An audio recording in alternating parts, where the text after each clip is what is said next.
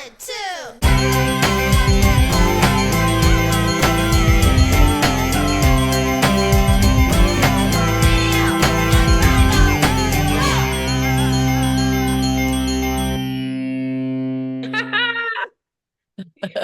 All right. Hi, welcome to the Video and Vinyl Club. Welcome to Video and Vinyl Club. I'm Emmy Wildwood.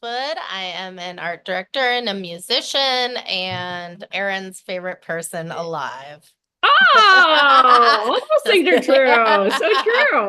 And I am Erin Mars. I am the co-host on Video and Vinyl Club with Emmy, and this is a podcast where we talk about movies and music, just like you would back in the day at your local record rack or rental store. I'm also a writer, a director, and an actor, and we have some great stuff to talk about today. Yeah, Erin called me yesterday and said that by the time you guys would be hearing this, Veterans Day would have happened, and that we should at the very least just sort of talk about it and acknowledge it. And then her father called her and told her we should watch The Best Years of Our Lives, which is a 1946 film, and it stars Myrna Loy, Frederick March, Dana Andrews, Teresa Wright, Virginia Mayo, and Harold Russell. It's a film that came out right after the end of World War II, and it received a lot of critical acclaim. It actually won 7 Academy Awards for Best Picture, Best Director. William Wyler was the director. It won Best Actor, Frederick March. It won Best Supporting Actor, Harold Russell. Best Film Editing, Best Adapted Screenplay, and Best Original Score. The plan is to talk about Anora, a Sean Baker film that Erin and I both watched this week in the theater. And but we just wanted to take some time to sort of talk about this day in a way that only Video and Vinyl Club could, which is through the camera lens. Exactly. Yeah. And I think for me as a kid growing up, I remember Veterans Day happening in my town. There would be a parade, and we would have the day off from school.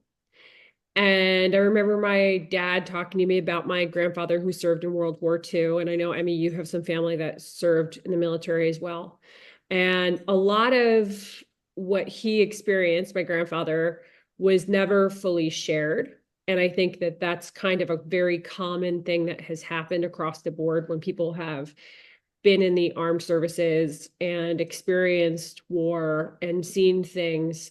They come back and it's almost impossible to fully integrate or really express that to loved ones who have not been there.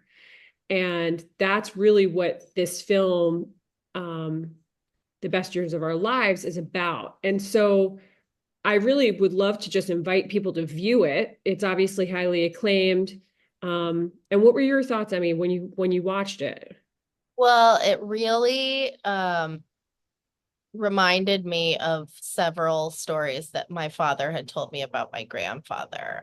Like you said, my grandfather served in World War II. He actually blew up enemy bridges and blew up enemy buildings. And recently my father sent me a bunch of photos of him standing in front of the rubble. And listen, everybody hates war, but we're grateful for protection, and we are grateful for what we learn from it. It's our privilege to be in a country that isn't constantly war torn. So when I watched this, I had a whole new appreciation for not only my grandfather who served, but for my father who was parented by him. My dad always had questions about his dad. His dad did not talk about it, similar to what you said. And he, not until my dad was in his 40s and his father had been, here we go with the Southwest stories again, but my grandfather was bit by a scorpion. in the Whoa. Southwest. Yeah, not uncommon thing that happens there. So he was bit by a scorpion, and it was so bad that he had to go to the hospital, and he started to hallucinate. And Oh my gosh. he had a PTSD episode in the hospital in front of my father, and it was just about the only time my dad Wow. experienced or witnessed or saw anything. He was like, get to the bunker, they're coming for us, that kind of stuff. Wow. Yeah, and then furthermore, I was really struck by the women and how the women it really show a wide range of how people handled it. Some people just could not handle it and didn't want to think about it. Some people wanted to take what happened to them and put it to good use. I found it really, I loved how they talked about the VA and like how they created loans for veterans to buy homes after World War II because they came back completely unqualified to do any kind of like office work because what they had done was, shoot people, blow people up and defend our country. And so they didn't have collateral to get loans to buy houses. And so the VA was created. I thought a lot of it was like really beautiful. And to think about that in my own family, not, just 2 generations ago Sure. is really interesting. And it also makes me understand my father's ambitious nature. So of Yeah. of Yeah, being absolutely. grateful to work at all. So I think another reason this film really stands out and is very much a film that a lot of people should see is that they cast an actor in it who's portraying a returning Navy sailor who I had forgot you a said that. situation at war, and he was an actual returning military guy who had had an injury at war. He lost both of his hands. That's all real. So he's That's playing him? that. That's him. And so Wow. he actually won for this film. He won an Academy Award for Best Supporting Actor. He was the first person to win an Academy Award who was not a professional actor. So Wow. he had just returned from war. They were looking to cast and they cast him. And I have to say, keeping that in mind, this is a person who has a disability. And for Americans with disabilities, and people in general, there's a lot that comes against you, especially when you're trying to get into entertainment and performance and stuff. So to see him, and he did an unbelievably moving job. I think that to me was so beyond apparent. And it is definitely something that I think is one of those films that has aged well. Sometimes we've talked in the past about older films that we've watched that don't age well. Sometimes they're Yeah. even from like the 90s, and you're like, that didn't do well with No. getting older. This film is what, almost 80 years old. Uh-huh. 78 years ago, this film was made. So Wow. just for that in perspective, right? 1946. Am I doing the math Wow. wrong? No, that's right, because we're in 2024 right now. Um, that's a long time to have certain storylines. I think it talks about the humanity and the stories that continue throughout every generation and continue today, that Yeah. we, especially in this moment in time, and are having so much difficulty understanding each other and accepting each other and um, accepting other people's views and perspectives. That's something that has always been a challenge and will continue no matter what. And I think that's just part of the human experience.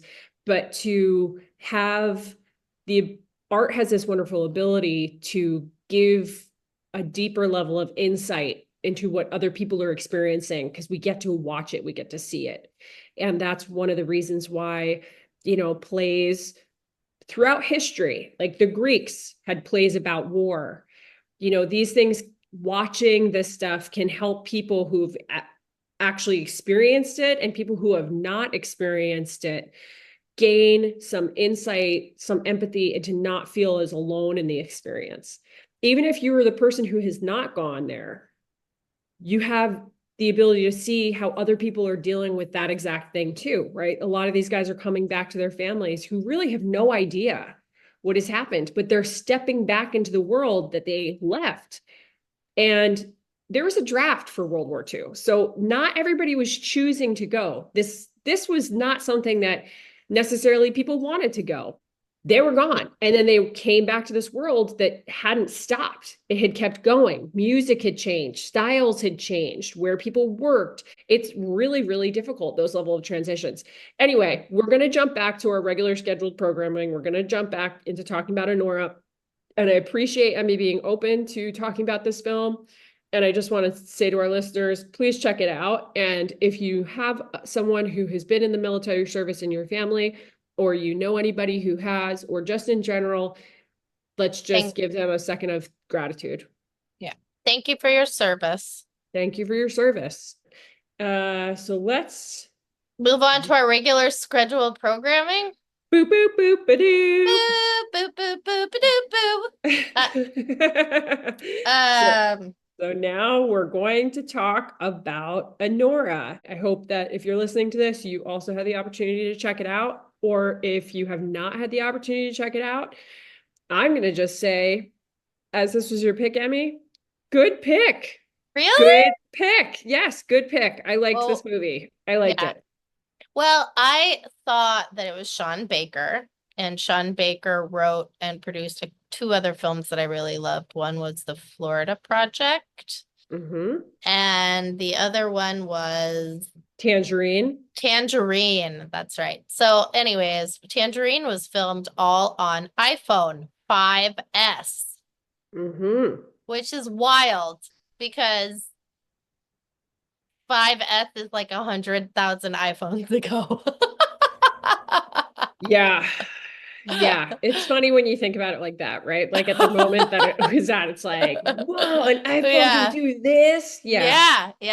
But it looked great. I mean, it looked really great. Anyway, so I was a fan of Sean Baker's work. He is a writer and a producer and a director.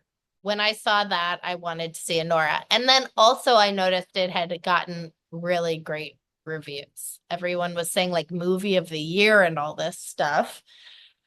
Furthermore, I'm a big fan of the star of the movie, Mikey Madison, because she was on the show Better Things, which is a really, really great show on FX, which is a Pamela Adlon show. It was actually created by Pamela and Louis C.K.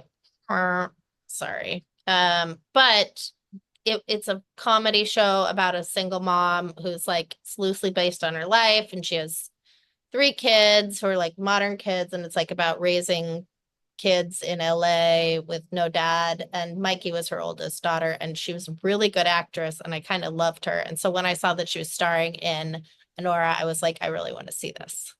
Cool. Yeah. Cool. What was interesting to me before seeing the film, Sean Baker, he's an NYU graduate. And I think that that's not why I gave a crap about seeing the film, but I just find it interesting that he has been really innovative in his storytelling, which really focuses on a lot of marginalized people and kind of sex workers in general. If people haven't checked out his work before, Tangerine is about transvestite street walkers, prostitutes, and things that happen with their different love stories, and trying to figure out if somebody's been cheating on someone with a boyfriend. And you kind of see them in and out of a different donut shop. And when I was studying at the New York Film Academy, we had the producer of the film. He talked to us about the making of Tangerine and what they did for that film. And it was a lot of shoot and go, and they had a really, really small budget.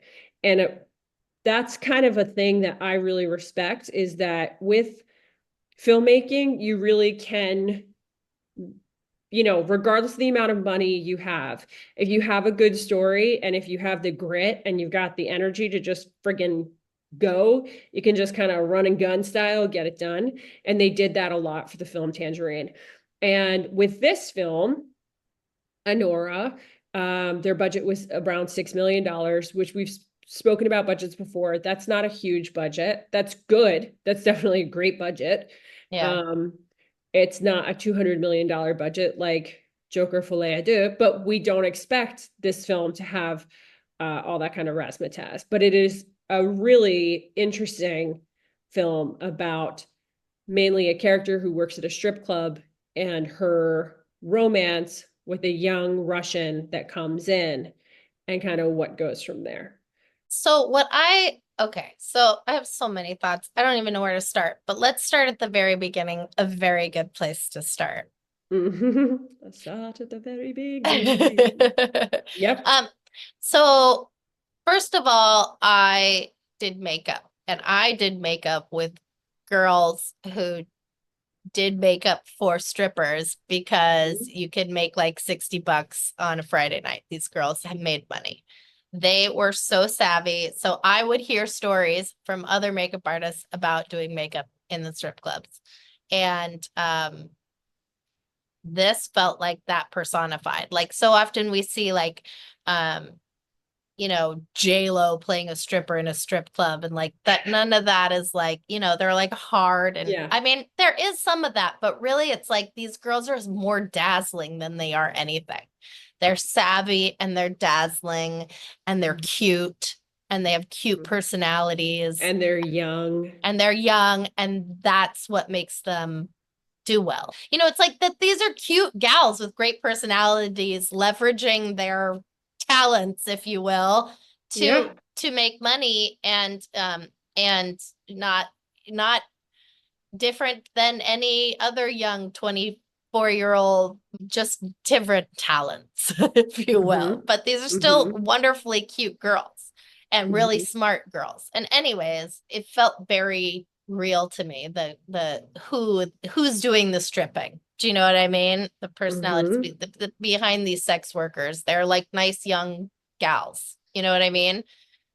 People want everything to feel very seedy. And no, I'm not recommending everyone go out and be a sex worker, but these are people. But they're definitely people who are self-empowered in a sense, yeah. right? Well, I mean, these girls are in there, they're about the cash. They're not looking for love. They're in there to make the cash. They know what the guys are coming in for, and they're cool with it if they give them the money.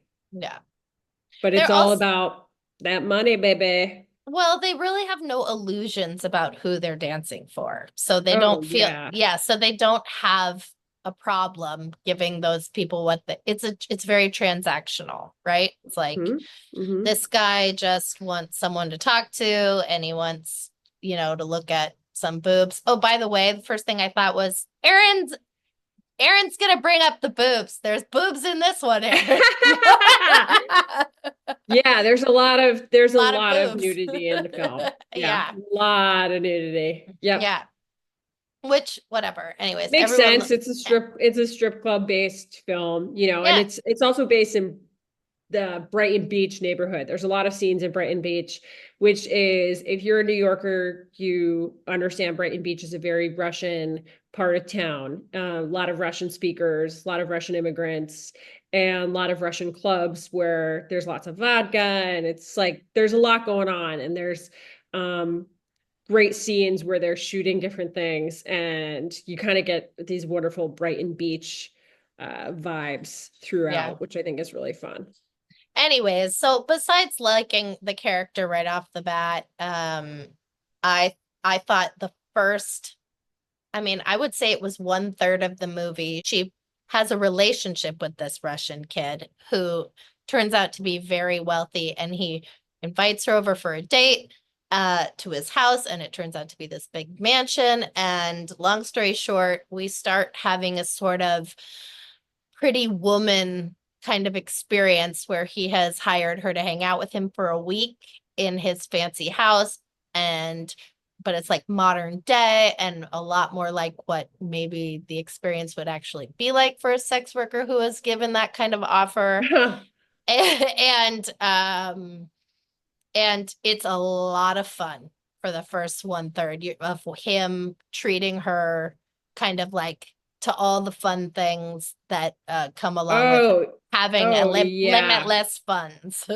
Oh, yeah. Limitless funds. And really, he, in many ways, in those, in those moments, you see him as this young, naive kid who almost comes off as like too stupid to be,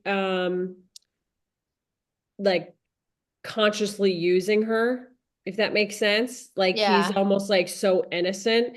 He says at one point he's 21 years old and he's just very, like laughing all the time and running around. He's like a little boy. You get the yeah, feeling he's very much a little boy who, yeah, he's 21 years old, but he's grown up in a sense where he's never had to do anything ever. So hmm he even the idea of him having a girl she's beautiful, she's funny, she's sweet.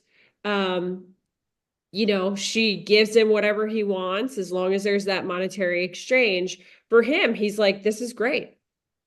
Because he's never hmm had to, I think he says to her what when he first hires her for that week, he's like, be my girlfriend for a week. How much money would it take for you to be my girlfriend for a week? hmm And then they negotiate that price. Yeah, And you get the feeling he really, really likes her.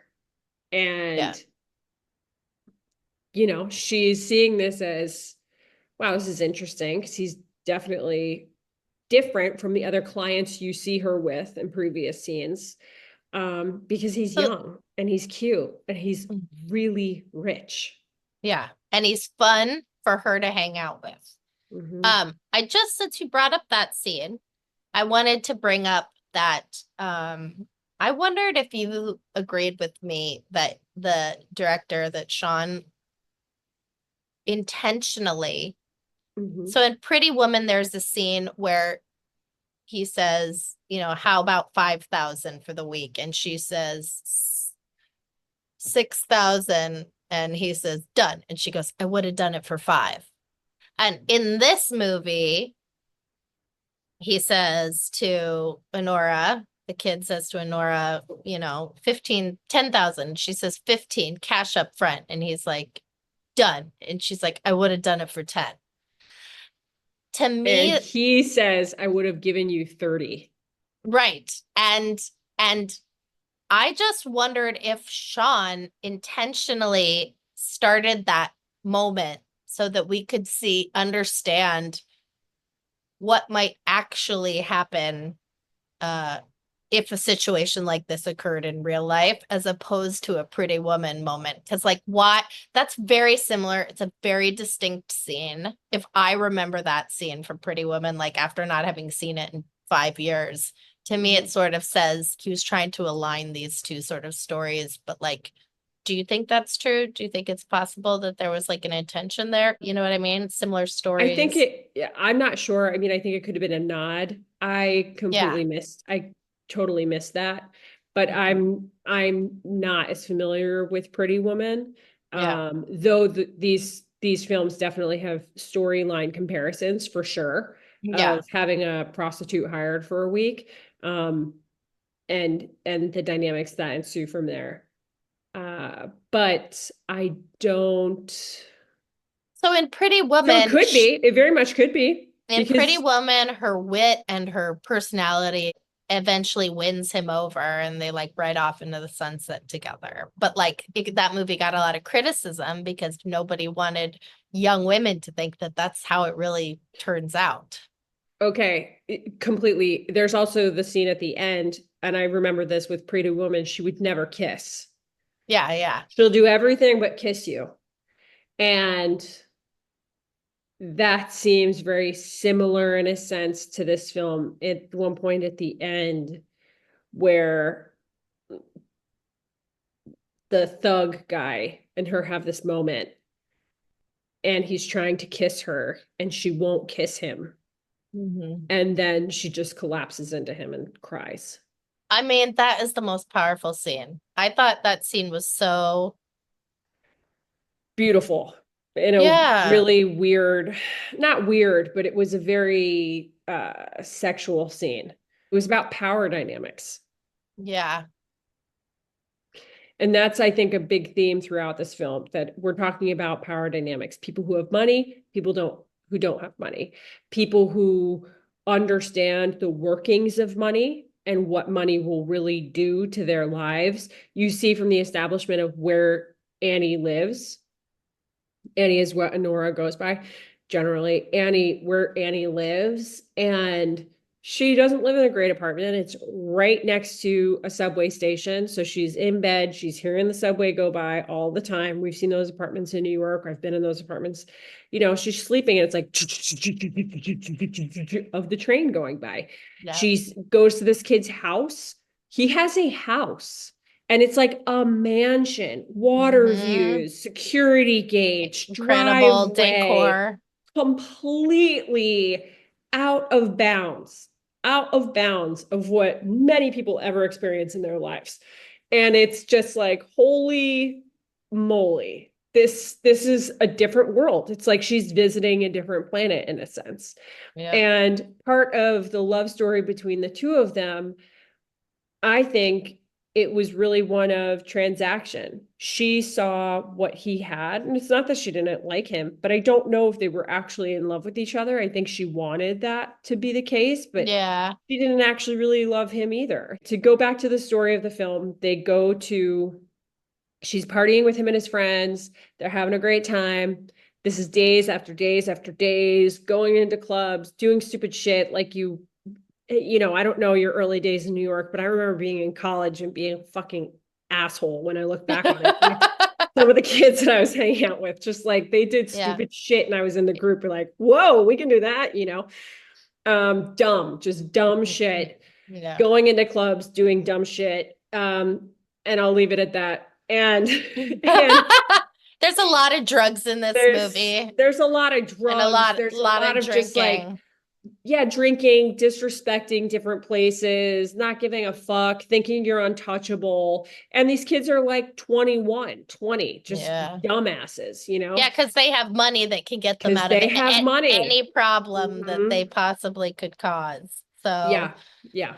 So she's in that life. And then, of course, that escalates to them getting on a private plane that his family has and going to Vegas and deciding to have some fun in Vegas. And that fun culminates into, let's get married.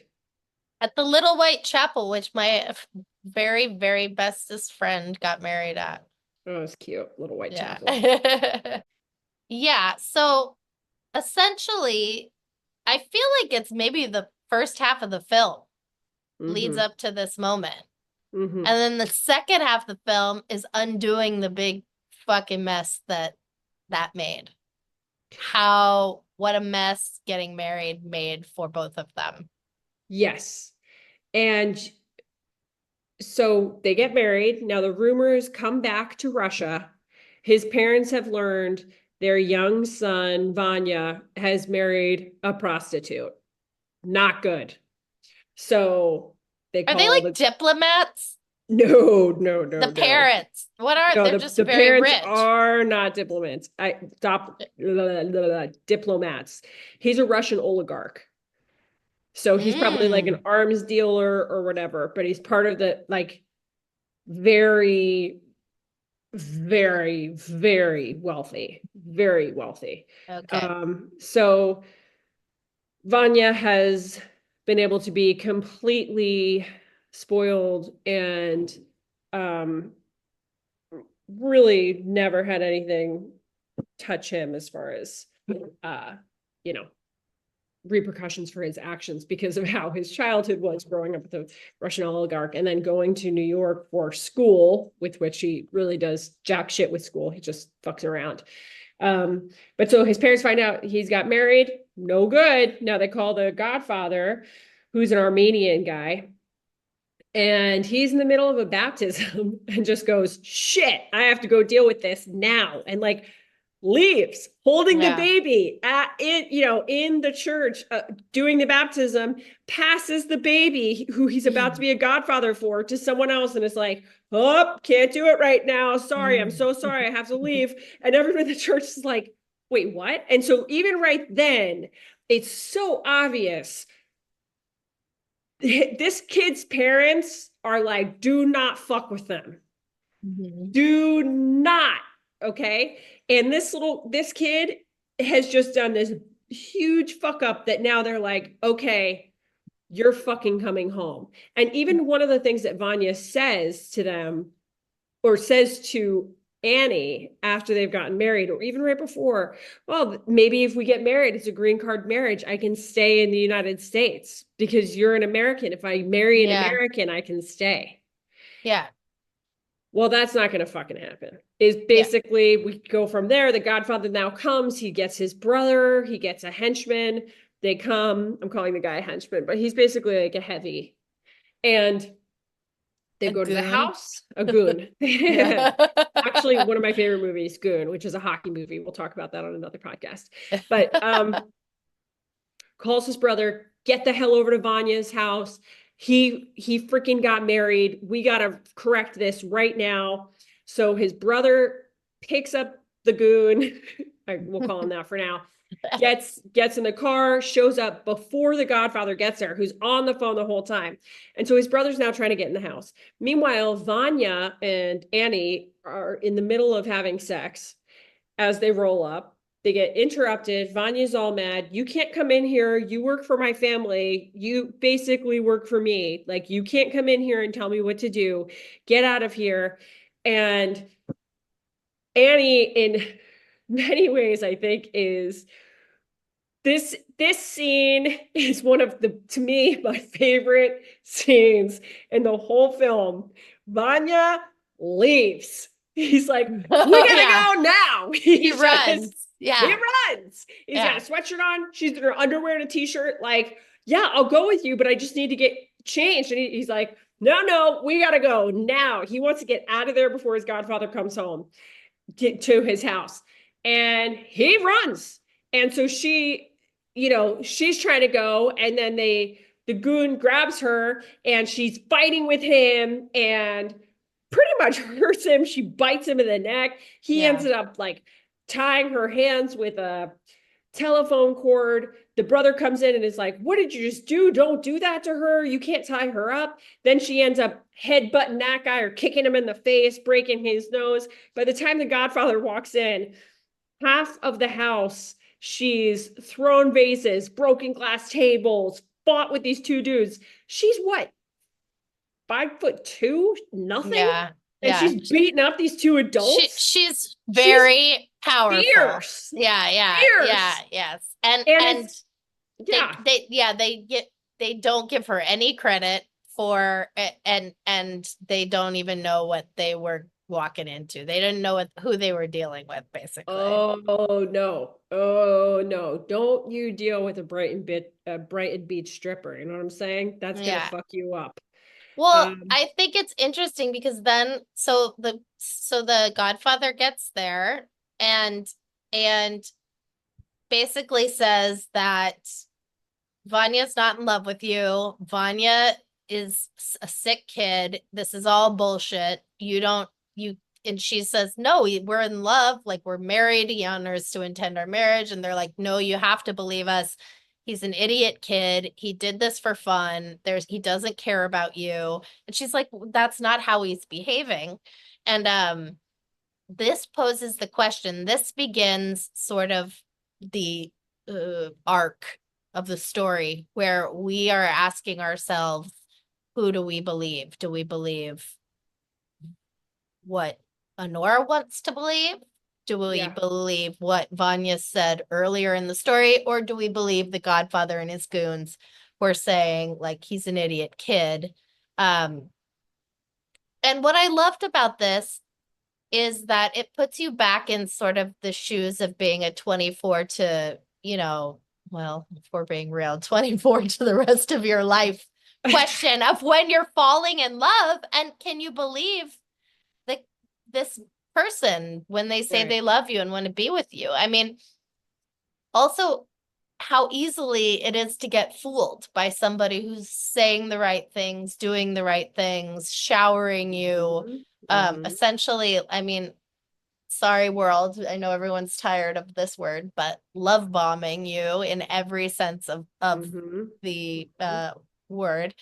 And kind of putting their money where their mouth is. Like, he's shown up. He actually went through with it, got married, got her a ring. There, so to have these two people or three people come in and say that this guy is just a kid messing around, possibly just to piss off his parents. Mhm. We don't know either. We don't know who's telling the truth for a while. There's this like, but they say, look, he ran out on you, he ran away. Is that a good husband? Is that the behavior of a husband? And guess what? Woo! It's not. Really, It's not. it's It's not. not. So And I don't know if you've ever had this experience, but I think many people have, where you really like someone and you really hope they like you too, and the behavior just doesn't match the words. And you have friends be like, okay, let's take off the rose-colored glasses and let's see what's actually going on. This person said they were going to yes. call you at a certain time. They did not call you. This person said they were going to do this thing for you, but they didn't. And they'll call you when it's convenient, and they'll show up when it's convenient, when it's for their fun, when it's for them. They're not doing this for you. They don't give a fuck about you. Yeah. And when the Godfather has that conversation with her and she's screaming, you don't know, Vanya, you don't. And he says all the things you were just talking about. Man, my heart really was there for her in that moment, because it's like, oh, sweetie, I know you want it to be true and it's just not. His action is, who leaves their wife with like these heavies, runs out the door, leaves her in her shirt and underwear, and doesn't come back? Is that a man or a boy? He's a boy. And the he's a whole boy. time you're just seeing he is a boy. She is not a girl. She is a woman. She takes care of her shit. I mean, what you're saying about the behavior not matching the words, that is an act of a young man. Boys at 21 are 22 are saying what they think they're supposed to say. They're essentially cosplaying being like adults in a relationship. Yeah. Yep. So, I mean, even sometimes I think about being young and like boys at that age, like using things that happened in movies on me on dates. Like you know what I mean? Because they are just doing what they think they're supposed to do. And when it all comes kind of, the reality of it sets in and it's like, oh, you're married. Oh, you have to be a husband. Well, what does being a husband really look like? Nothing like what's happening. Nothing like partying all the time. Nothing like constant 24 hours a day sex. You know what I mean? Like, I mean, I don't know. I'm not, maybe that is for some people, but I'm just saying, like, the distinction is clear. And both of them are kind of in a escapist world. She's escaping from the hard truths of what goes along with the career she's chosen. Yeah. And she thinks she's found her way out. And he's escaping from his the legacy he has inherited and how he having to grow up and having to be an actual adult. So yeah, and in some ways I would say for him, and often for people who are in his situation, the lack of the opportunity to be forced to grow up. He's had no challenge. And if there is no challenge, there is no growth. He's given everything. And then any mistakes he makes, he never deals with them. People come in and they clean up after him, even as he's an adult. He's 21 years old. So there's such a level of entitlement that actually I think, where do people go who grow up in that manner? They grow up to kind of be self-entitled jerks, right? They never have to actually grow. So there's always this level of immaturity. There's always a level of self-righteousness. Even when the two of them later are reunited, he never says to her, I'm sorry I did this to you. Yeah, no, not even a He little bit. never says that to her. He doesn't care. Well, And I think part of it also, though, is that he has actually been telling her the whole time what was actually going on. She just didn't want to see it, mhm, right? He's playing video games. She just lays on his lap. that's exactly what I'm He saying. doesn't give her attention. He doesn't say, let's go out to a nice dinner. He's like, let's get together our friends. Let's party. I want you to come with Yeah. my friends. We're going to fucking party. We're going to drink, drink, drink, drugs, drugs, drugs, party, party, party, party. That's Yeah, or she's kidding herself thinking like maybe this is what rich people do, you right. know? And that's Right. another thing. It's like this movie is about, you know, the differences between not just sex workers and regular people, but rich people and poor people. Because people who struggled growing up or for most of their lives can all relate, and people who didn't struggle, you know, for anything or want for anything can really all relate. And they don't relate. They don't have the same. He is not able to relate to why this would be disappointing for her, that it's Right. all bullshit. And she is not able to relate to the idea that a person would just do this shit for fun, just marry a person for fun. There's like, her brain couldn't even compute that. It was like, Yeah. it was this big lesson of like, oh, we're like having two totally different experiences right now. Like, you know what I Yeah. mean? Yeah. Yeah. Absolutely. Um, completely. And what I really thought was very thoughtful in the storytelling of this film and the use of keeping the focus in a shot.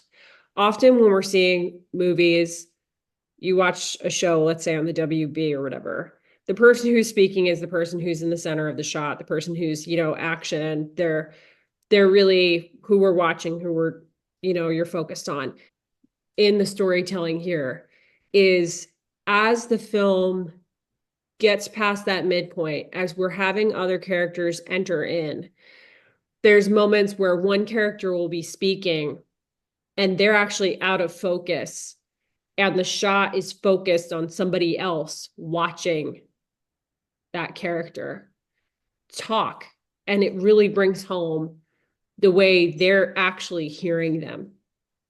They're really taking it in. Nobody else is maybe even really paying attention to what that person's saying.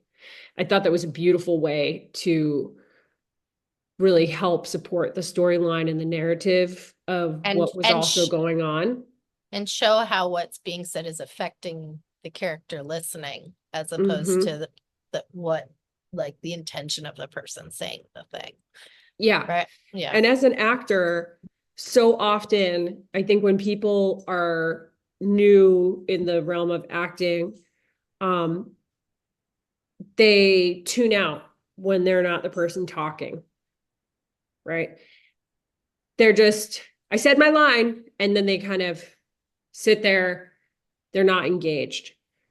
But that's actually the most important part, is to do the listening, to show you are focused, you are there. Because when we're in real life, you say something to me, I'm looking at you and paying attention to you. But you also know if I wasn't paying attention, even if we're just on Yeah. a phone call and you say something, you're talking, and let's say I start to play a video game on my phone. You don't see I'm playing a video game on my phone, but you can tell by my tone and the way that I'm answering back, oh, she's distracted, she's doing something else.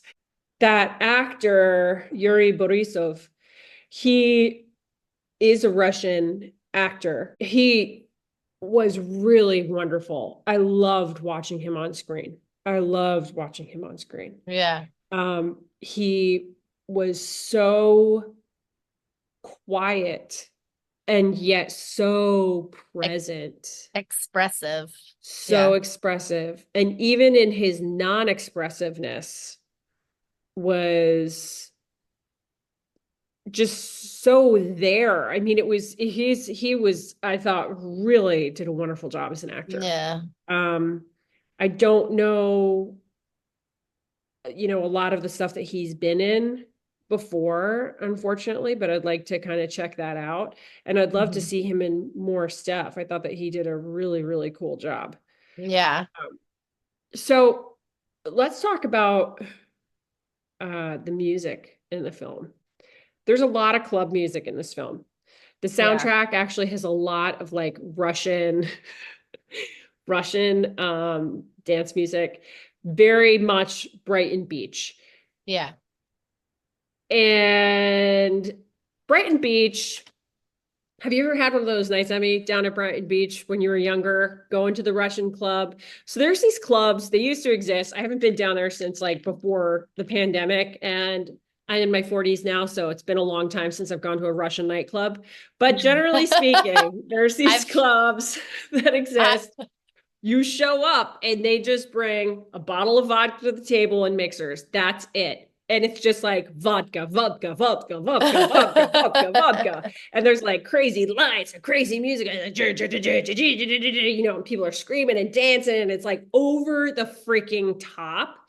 Yeah. And the soundtrack in those moments was so much that. And I thought that Yeah. was really great because it wasn't just like American songs were pinning in here. It was stuff that you would really hear in those parts and what people would be listening to there. So the music supervisor for this film, whoever that was, and I guess I should have looked that up, but I thought they did a really great job.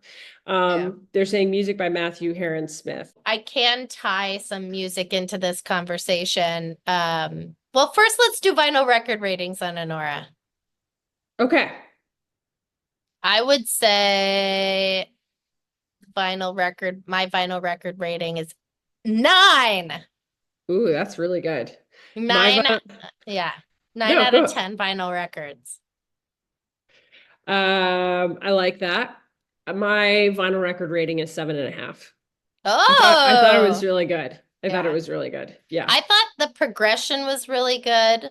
I thought like it was a really fun movie. Like we were talking about after watching Folia de last week, how there was no action. Like this was action packed and it's not an action movie. Do you know what I mean? Yeah. There was Yeah. so much action in this movie. It was like fun, fun, fun, fun, fun, adventure. Oh no, oh shit. Ah, it was a wild ride. And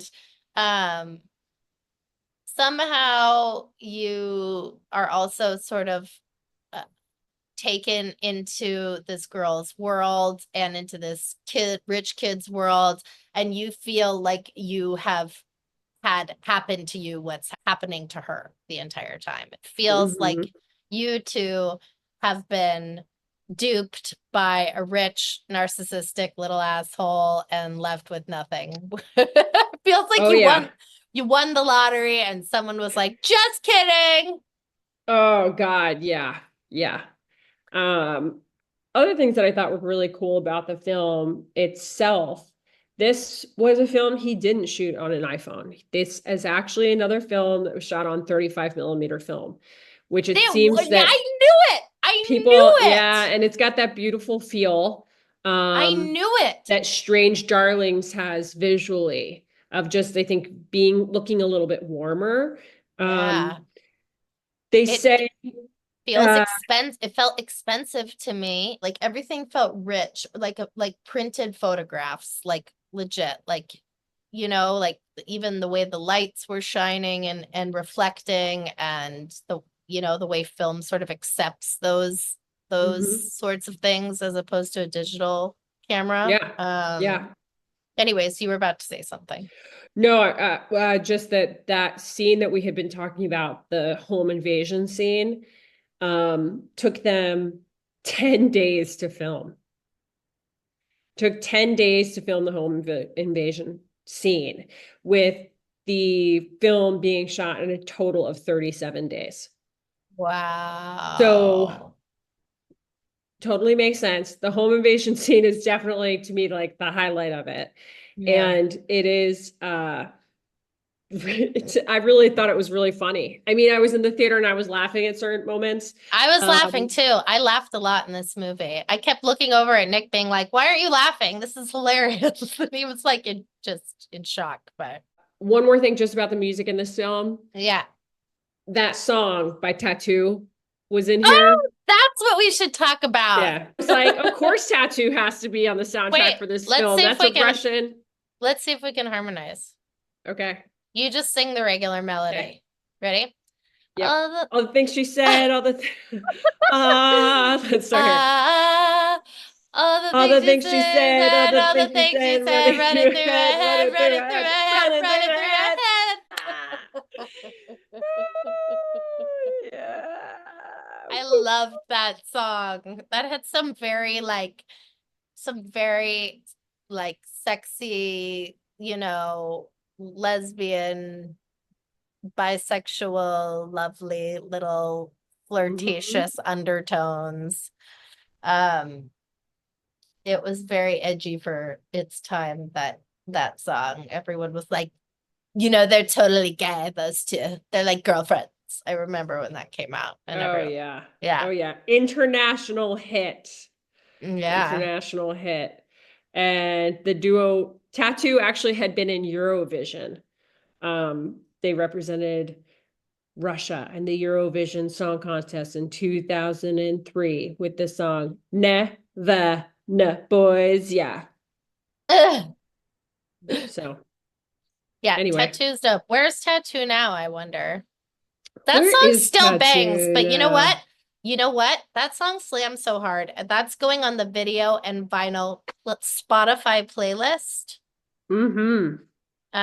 which you can find under video and vinyl. Pod Music from the Pod is what that playlist is called. And it's on Spotify. So all these songs that we talk about on the show are going on a playlist that is available now. It is linked in our bio on our Instagram. And you might be able to listen to songs like Happy Mistake from Folie à Deux and Girl So Confusing featuring Lorde from podcast episode 2. That's right.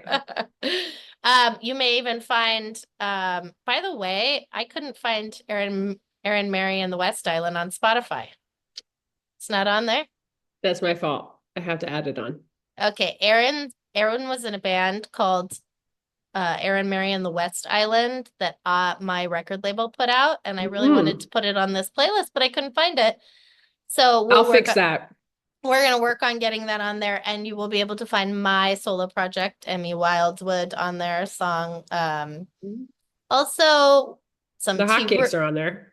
Oh, okay, great. Well, we'll link up hotcakes. Which song? All of them. Which song you want to put Paint on the the Town. playlist? Paint the Town. Oh yeah, I know. That's the big one. That's the hit. Yeah. You got it, baby. We got some Eternal Flame on there. Oh, and we'll also add on the song I did with a Russian DJ Bobina. That's good. That's good. Called Let Me In. It's a trance hit in Russia, and he has on stage his wife imitating me singing. Wow. Thanks. Okay, we'll Also do never that. got paid for that, DJ Bobina. In case you're listening, I haven't forgotten, and I won't work with you again until I get my check. Hey, I don't forget. Wow, that's hilarious. Yeah. Yeah, so you're gonna find all this music that we've talked about, plus our bands.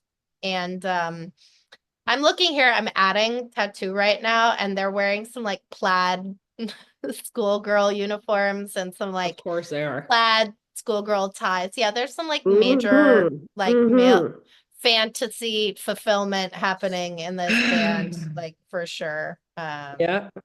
I don't know, it's a little totes and approps, but it's also the most banging song ever, so it's going on the playlist. All the things she said, all the things she said, running through my head, running through my head, running through my head. Yeah. Is there a delay? Because maybe there's a delay. We're trying to do this over Zoom, and it's Not the rule. easiest thing sometimes, I guess. We Yeah. rule. We We rule. rule. We do rule. Okay, let's talk about next week. Next week we're watching. Next week, we're going to be watching A Real Pain. It's a comedy drama film out right now, written, directed, and produced by Jesse Eisenberg, Yeah. and stars Eisenberg, Kieran Culkin, Will Sharp, Jennifer Grey. Emma Stone and Dave McCary serve as producers under their Fruit Tree banner. This film is getting really, really amazing reviews. If you get a chance, watch A Real Pain. The idea is that we want you guys to listen. We want you guys to watch so you can listen along, and we can all, it's like we're all having this discussion together. You can jump on our YouTube, you can jump on our TikTok, you can jump on our Instagram and say, I think you were wrong. I think Anora was not good. Sometimes people will come up to me and be like, I gotta tell you what I think about Substance. And I'm like, yeah, okay, because we covered that like 10 weeks ago, but I love it. I love it because that movie stuck with me. So it's like, cool, Some people were sending me their kid dressed up as Joker Oh, for Halloween. cute. And I was like, that's so cool. So anyways, we want you to watch along with us if you can. So try and go see A Real Pain this week if you have time, or go see it whenever you can and come back and reference next week's episode. Yeah, thank you so much for listening. We appreciate your support. We couldn't do this without you. Yeah. You can listen to us on Spotify, iTunes, podcasts. You can follow us on Instagram. You can follow us on TikTok. And thank you for your support.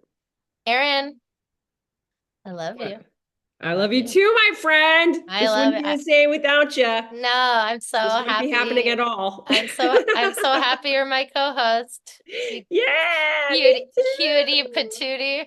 You cutie patootie. All right. Okay, stay safe, everybody. Have a great week. Okay, bye. 1, 2.